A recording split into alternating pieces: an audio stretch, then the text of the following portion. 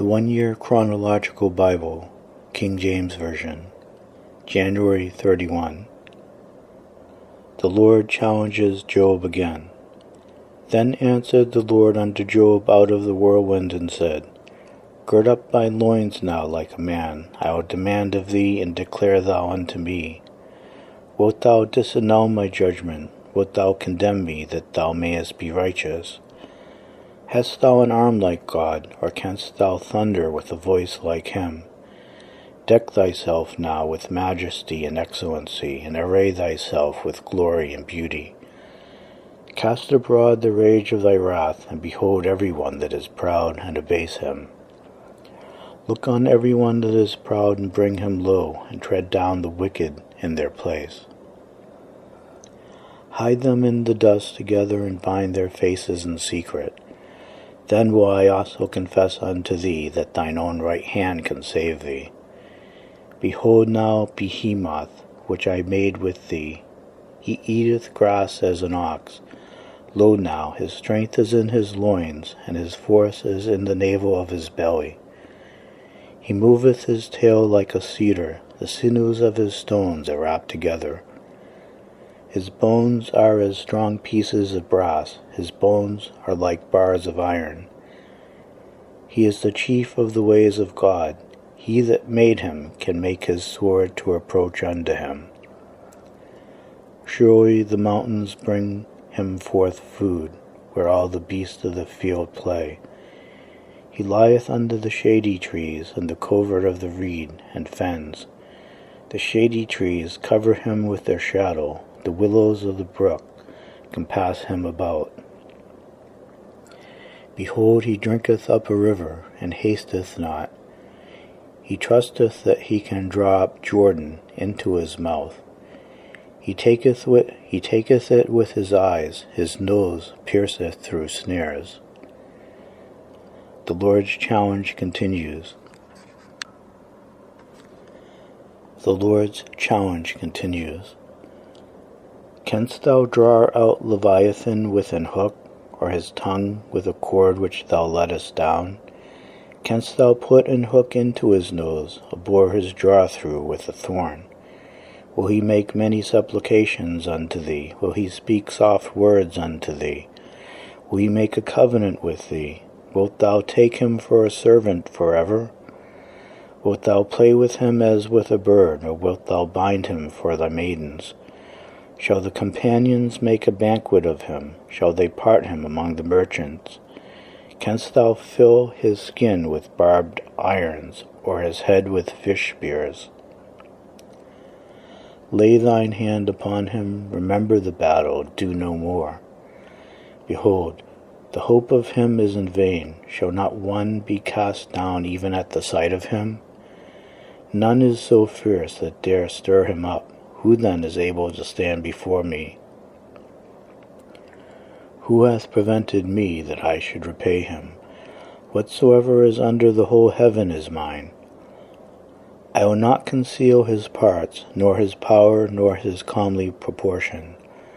Who can discover the face of his garment, or who can come to him with his double bridle? Who can open the doors of his face? His teeth are terrible round about.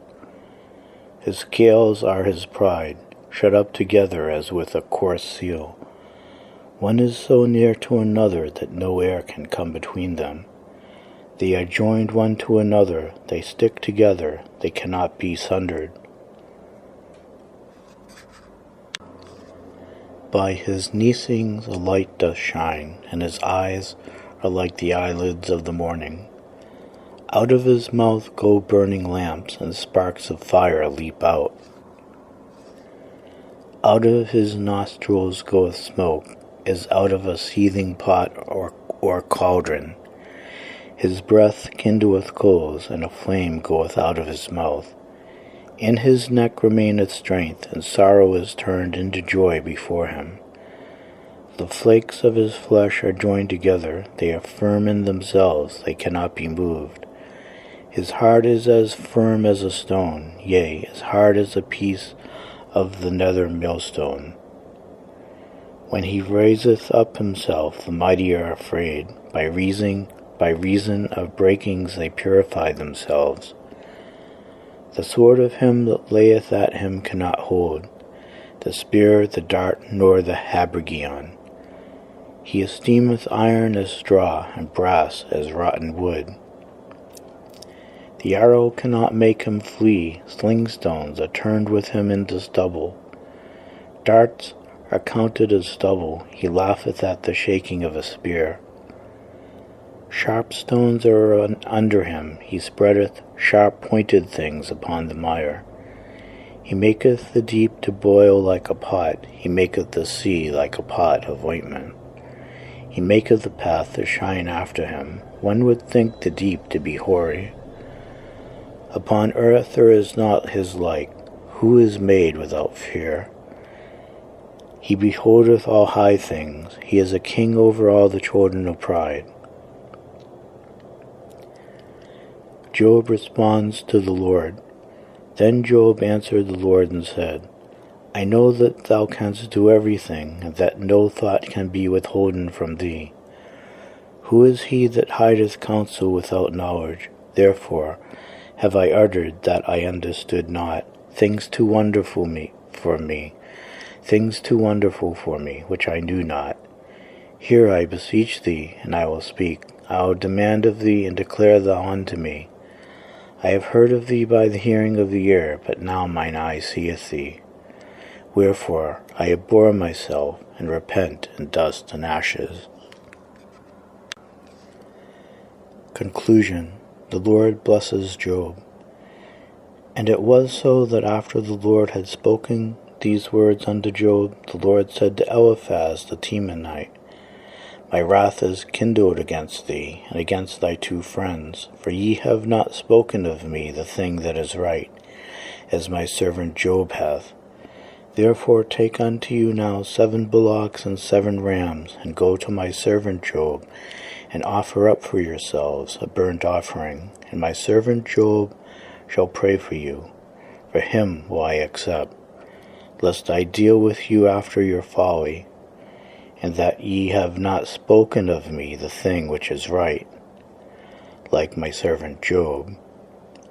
So Eliphaz the Temanite, and Bildad the Shuhite, and Zophar the Naamathite went and did according as the Lord commanded them. The Lord also accepted Job. And the Lord turned the captivity of Job when he prayed for his friends. Also the Lord gave Job twice as much as he had before. Then came there unto him all his brethren, and all his sisters, and all they that had been of his acquaintance before, and did eat bread with him in his house. And they bemoaned him, and comforted him over all the evil that the Lord had brought upon him. Every man also gave him a piece of money, and every one an earring of gold. So the Lord blessed the latter end of Job more than his beginning, for he had 14,000 sheep, and 6,000 camels, and 1,000 yoke of oxen, and 1,000 she-asses. He had also seven sons and 3 daughters. And he called the name of the first Jemina, and the name of the second Kiza, and the name of the third Karen Hapuk. And in all the land were no woman found so fair as the daughters of Job, and their father gave them inheritance among their brethren. After this lived Job 140 years, and saw his sons and his sons' sons, even 4 generations. So Job died, being old and full of days.